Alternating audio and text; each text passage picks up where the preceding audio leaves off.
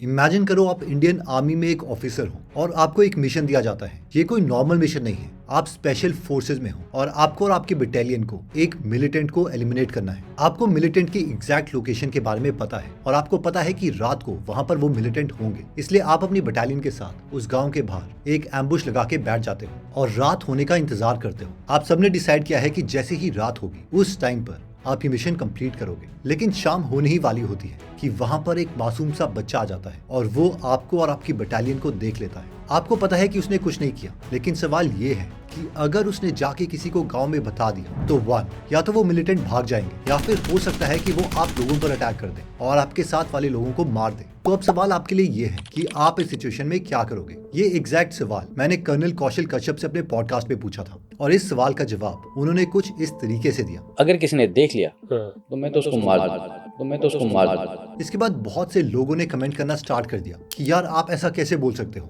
Army का मतलब होता है औरों के लिए जान बचाना, आप ऐसे ही थोड़ी किसी को मार सकते हो और वो भी एक बच्चे को। आपको तो सबको बचाना है। पर इससे पहले कि हम इसका रीजन समझें, मैं आपको ब्लड डायमंड मूवी का ये सीन बताना चाहता हूँ। इसे देखिए, ये कुछ सिमिलर सिचुएशन है।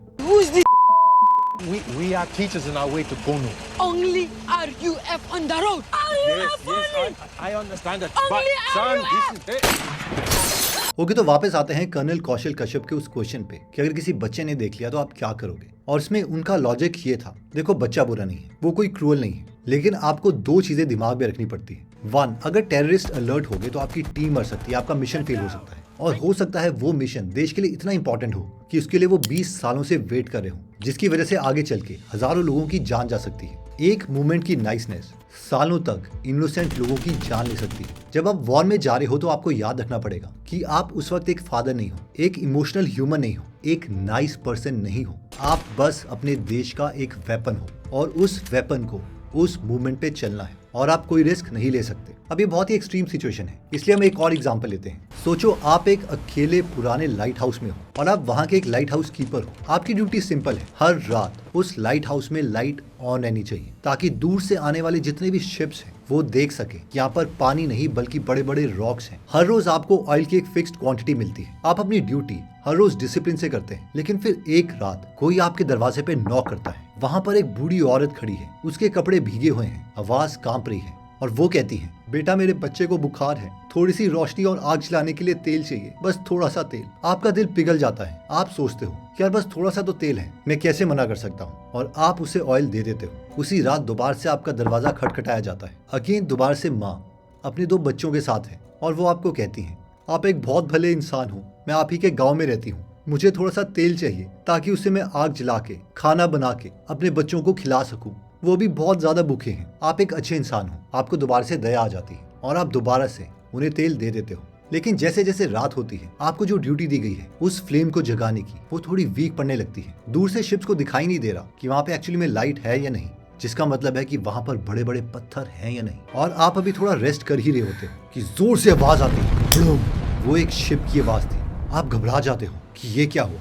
आप बाहर जल्दी से निकल के खिड़की के नीचे देखते हो कि वहां पर एक शिप टूटी हुई है और इसका रीजन था कि आपकी फ्लेम बंद हो गई थी क्योंकि आपने वो ऑयल बांट दिया। आपको गिल्ट होने लगता है कि आप सोए नहीं थे, आपने अपनी ड्यूटी को पूरे तरीके से निभाया। लेकिन ये क्या हुआ। आप काफी देर तक खुद को समझाते हो कि आपकी गलती नहीं है, लेकिन थोड़ी देर के बाद आपको समझ आता है कि वो ऑयल सिर्फ ऑयल नहीं था। आपका उस ऑयल का और उस लाइट हाउस का सिर्फ एक ही पर्पस था, उन शिप्स में इस लाइट की कंफ्यूजन की वजह से कभी भी एक्सीडेंट ना होने देना। इस मिस्टेक में, नाइस बनने के चक्कर में आपने बहुत से लोगों की जान गंवा दी। देखो ऑब्वियसली एक रियल वर्ल्ड में किसी के साथ ऐसा बुरा नहीं होना चाहिए और शायद फॉर्चुनेटली हमें कभी इतनी डिफिकल्ट सिचुएशन से गुजरना भी ना पड़े। लेकिन रियल लाइफ में नाइस बनने के चक्कर में हम छोटी छोटी ऐसी मिस्टेक्स कर देते हैं जिसका अल्टीमेटली लॉन्ग टर्म में 10-20 सालों में हमारी लाइफ, हमारी फैमिली पे बहुत बुरा असर पड़ता है। फॉर एग्जाम्पल न्यू ईयर में आपने कोई न्यू रेजोल्यूशन ली कि मैं अब अच्छी डाइट खाऊंगा, लेकिन जबरदस्ती कोई फैमिली मेंबर आता है, वो बोलता है खा ले यार रसगुल्ला, इससे क्या होगा, और आप नाइस बनने के चक्कर में वो रसगुल्ला खा लेते हो और आपका रेजोल्यूशन टूट जाता है। और हो सकता है बहुत सालों में ये ओवरवेट को लीड करे, जिससे कॉन्फिडेंस कम हो जाए, बीमारियां लग जाए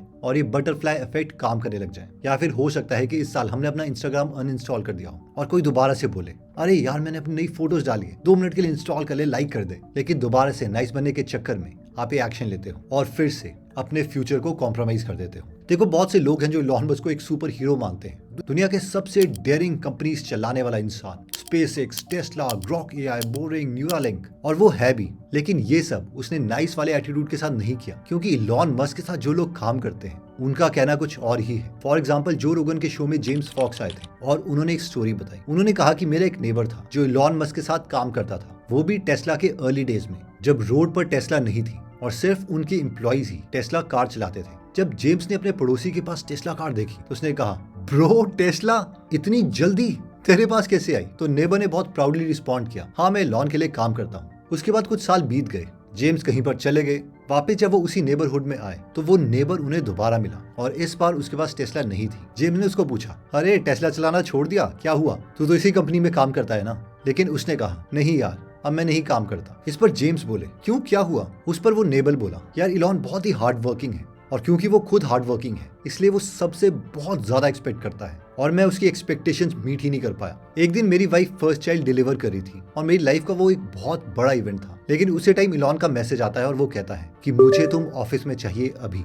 इलॉन को कोई फर्क नहीं पड़ता कि किसी की लाइफ में क्या चल रहा है और वो खुद के साथ भी ऐसा ही बिहेव करता है। सेम स्टोरी टेस्ला के एम्प्लॉय कॉलेट के साथ भी हुई थी। वो टेस्ला की मार्केटिंग के लिए रिस्पॉन्सिबल थी, एक अकेली औरत। उसका वर्किंग स्टाइल भी बहुत इंटेंस था, बहुत हार्ड वर्किंग। उसका सिर्फ एक ही मिशन था, ज्यादा से ज्यादा टेस्ला की गाड़ियों को बेचना ताकि ये टेस्ला कंपनी सरवाइव कर पाए। बट इलॉन मस्क इतना हार्ड वर्किंग था कि वो अपनी फैक्ट्रीज में भी सो जाता था। उसे गुस्सा आता था कि अगर रात के 9 बजे उसे पूरा का पूरा स्टाफ ऑफिस में ना दिखे। कॉलेट ने 13 साल तक टेस्ला के लिए काम किया, फिर उसे लगा कि उसका वर्क लाइफ बैलेंस बिगड़ रहा है। बट वो एक हार्ड वर्किंग लेडी है और वो फिर भी इंटेंसली काम करती रही। लेकिन एक दिन उसके 3 साल के बच्चे ने उसे डैड कहा। ये बात उसने इलॉन मस्क को बताई, पर इलॉन मस्क को कोई फर्क नहीं पड़ा और उसके बाद उसने ये जॉब छोड़ दी। बहुत से एम्प्लॉइज हैं जो इलॉन मस्क को गालियां देते हैं, बट अगेन ऑब्वियसली हम इतने इंटेंस डिसीजंस नहीं ले सकते। लेकिन हमें पता होना चाहिए कि उस लेवल में जो पहुंच रहा है उसका काम करने का तरीका क्या है, ताकि हम अपने छोटे डिसीजंस को लॉजिकली अलाइन कर पाए। और एट द सेम टाइम बहुत से लोग भी हैं जो इलॉन को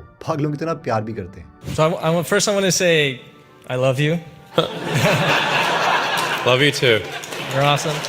तो एक बार मैं पूरी वीडियो आपके लिए समराइज कर देता हूँ और हम ये भी देखते हैं कि कहाँ कहाँ पर लोगों को नाइस बनने पे नुकसान होता है। तो सबसे पहले हमने एक सिचुएशन ली थी कि अगर आप आर्मी में हो और आप एक इंपॉर्टेंट मिशन के लिए जा रहे हो और कोई बच्चा आपको देख लेता है तो आप क्या करोगे। इसके बाद हमने बात करी थी एक लाइट हाउस की, कि अगर आपकी ड्यूटी है एक लाइट हाउस में लाइट जलनी चाहिए, उस वक्त आपके पास कोई आ जाता है तो क्या होगा। ऑब्वियसली ये एक्सट्रीम एग्जाम्पल्स थे, बट जो पॉइंट मैं रखना चाहता हूँ वो इन्हीं एक्सट्रीम एग्जाम्पल से एक्सप्लेन होता है। फिर हमने बात करी थी कि कई बहुत ही सेलिब्रेटेड इंसान हैं जो 2026 में जी रहे हैं, जैसे कि इलॉन मस्क। बट हमें ये भी पता होनी चाहिए कि वो किस तरीके से, कितनी इंटेंसिटी के साथ काम करते हैं और उनका वर्किंग मेथड क्या है। बात ये नहीं है कि हमें उन्हें रेप्लिकेट करना है या हमें इलॉन मस्क बनना है। बात ये है कि एटलीस्ट हमें ट्रूथ पता होना चाहिए कि अगर कोई इवन एक सरकारी एग्जाम भी क्लियर कर रहा है या आईआईटी क्लियर कर रहा है तो जब तक वो प्रिपेयर कर रहा था उस टाइम वो प्रिटेंड नहीं कर रहा था कि वो नाइस है और अपना टाइम वेस्ट नहीं कर रहा था। तो अब हम देखते हैं कि जो नाइस सिंड्रोम है कब कब हमारे ऊपर हावी हो जाता है। सबसे पहले होता है कोवर्ट कॉन्ट्रैक्ट, यानी हम खुद से ही कॉन्ट्रैक्ट कर लेते हैं कि यार अगर मैं नाइस एक्ट करूंगा तो बदले में लोग भी तो मुझे प्यार ही करेंगे और रिस्पेक्ट ही देंगे।